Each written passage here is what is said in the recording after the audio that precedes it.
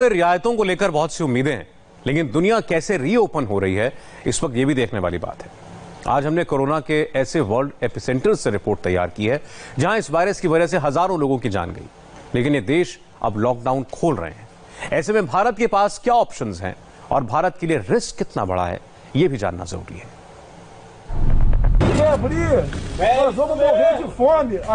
उनको अपने राज्य खोलने पड़ेंगे, नहीं तो लोग भूखे मर जाएंगे। भूख जान ले लेती है, इसलिए मैं सभी गवर्नर से अपील करता हूं कि लॉकडाउन पर फिर विचार करें। मैं उनसे बातचीत करने के लिए तैयार हूं। क्या हम जान बचाने जा रहे हैं? लेकिन लॉकडाउन करके हम बहुत बड़ी कीमत चुकाएंगे। इस लॉकडाउन की वजह से सैकड़ों लोगों की जान चली जाएगी।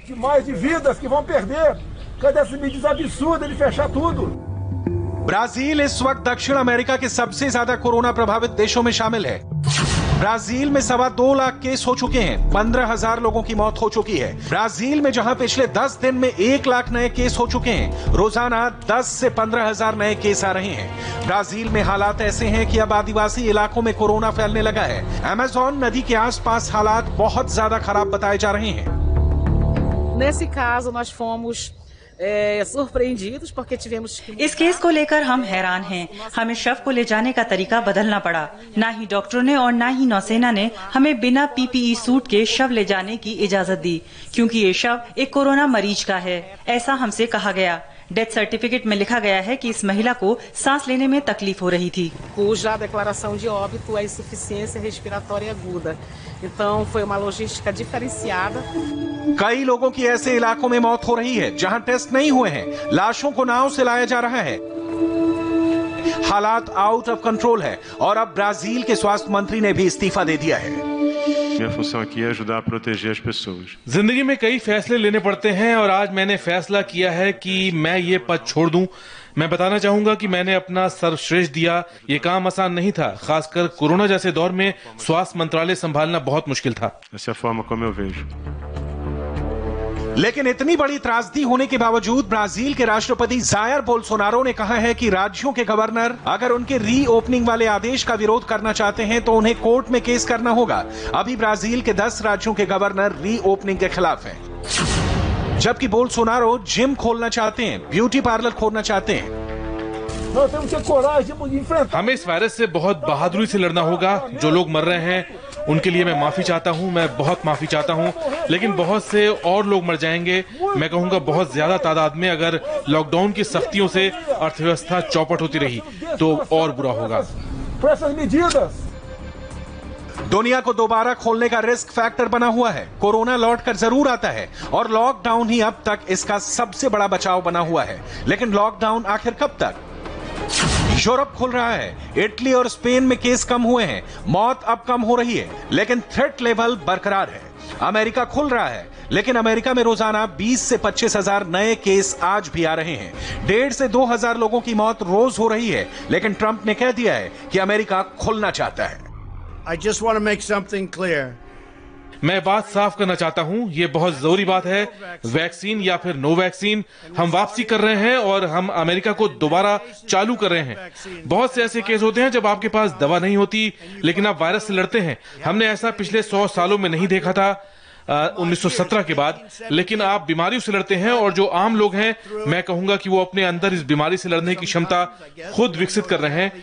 छोटे दौर के लिए या फिर पूरी जिंदगी के लिए आप इससे लड़ते हैं। लेकिन मैं चाहूंगा कि हम वैक्सीन बनाएं और मुझे लगता है कि हम कामयाब होंगे और ऐसा इस साल के अंत तक हो सकता है।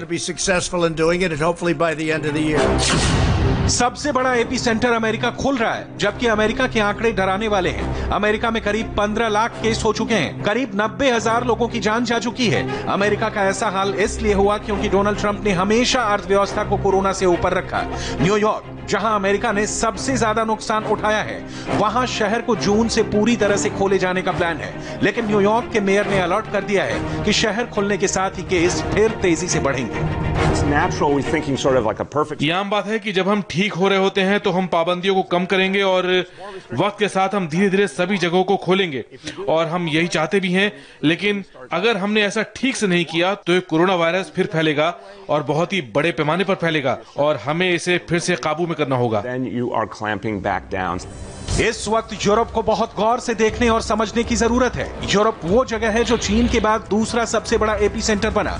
इटली, स्पेन, फ्रांस और ब्रिटेन, इन देशों में कब्रिस्तान छोटे पड़ गए, ताबूत कम पड़ गए। ये देश वायरस के आगे घुटनों के बल बैठने पर मजबूर हो गए।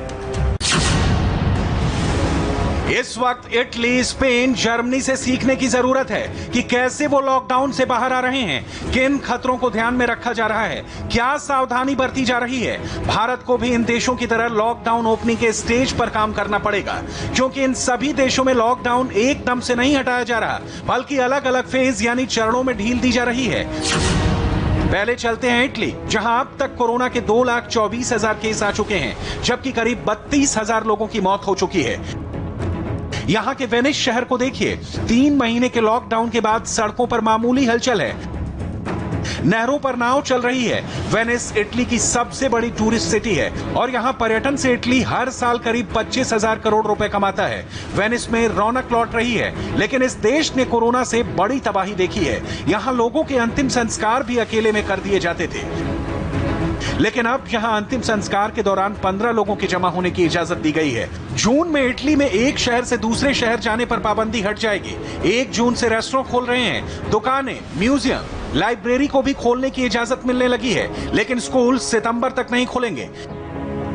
यूरोप में टूरिज्म इंडस्ट्री यहां की कमाई का बहुत बड़ा जरिया है और इसलिए अब इटली ही नहीं, ग्रीस, क्रोएशिया, पुर्तगाल और स्पेन अब टूरिज्म सेक्टर को दोबारा जिंदा करना चाहते हैं। ये यूरोपियन यूनियन की जीडीपी का 4% हिस्सा बनता है। स्पेन को 3 फेज में खोला जा रहा है और यहां सरकार बहुत सावधानी बरत रही है, क्योंकि स्पेन में अब तक कोरोना के करीब 2,75,000 केस आ चुके हैं। मरने वालों की तादाद करीब 28,000 है।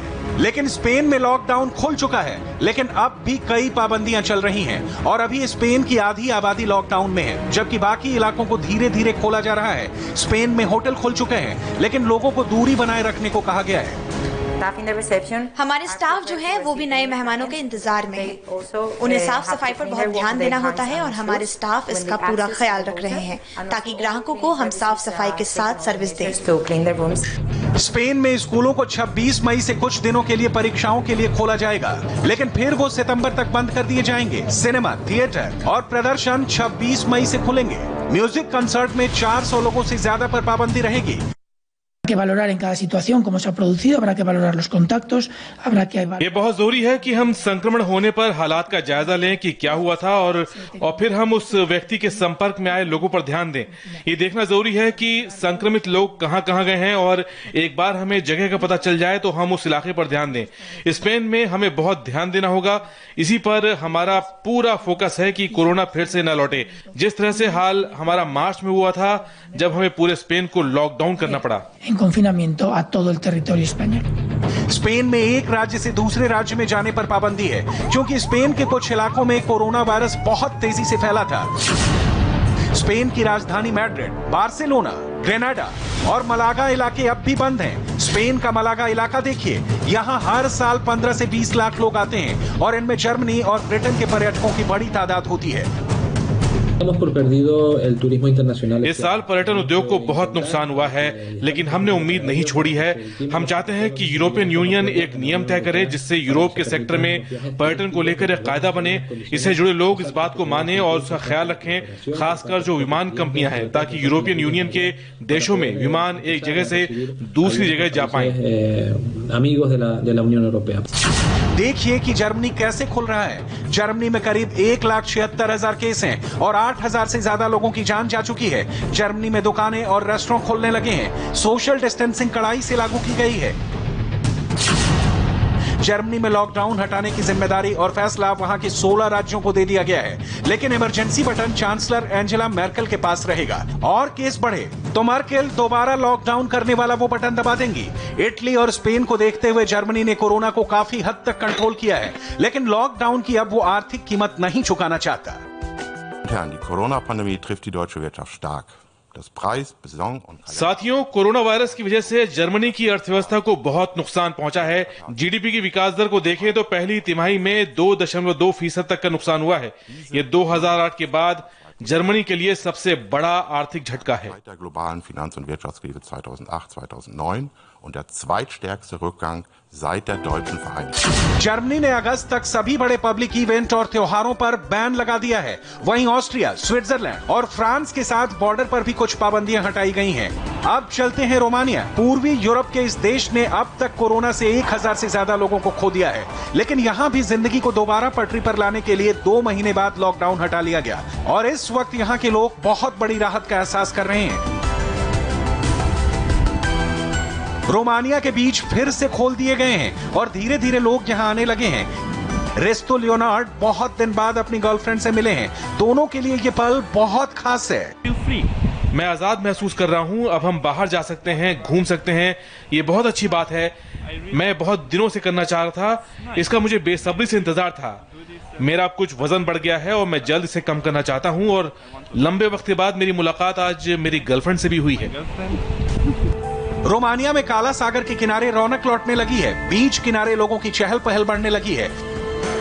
रेस्टोरेंट खोलने के लिए तैयार हैं। यहाँ एलेना पेत्रिया अपना जन्मदिन मनाने आई हैं। साथ में परिवार है और तोहफे भी हैं। वो आज बहुत खुश हैं। मैं इस वक्त बहुत भावुक हूँ, बहुत हैरान भी हूँ। आज खास दिन है। हम सब आज बाहर निकले हैं और सब मेरा जन्मदिन मना रहे हैं। लेकिन इस आजादी के मायने नहीं कि पाबंदियां नहीं हैं। रोमानिया में सोशल डिस्टेंसिंग को बरकरार रखने के साथ बाहर निकलने और पब्लिक ट्रांसपोर्ट का इस्तेमाल करने पर मास्क लगाने की सख्त हिदायत दी गई है। यानी जान और जहान वाले फॉर्मूले पर दुनिया चल रही है। कोरोना से लड़ने के साथ इसके साथ जीने की आदत डाली जा रही है। ये दुनिया के लिए बहुत मुश्किल वक्त है, लेकिन वैक्सीन बनने तक हमारे पास कोई रास्ता भी नहीं है। और अभी खबर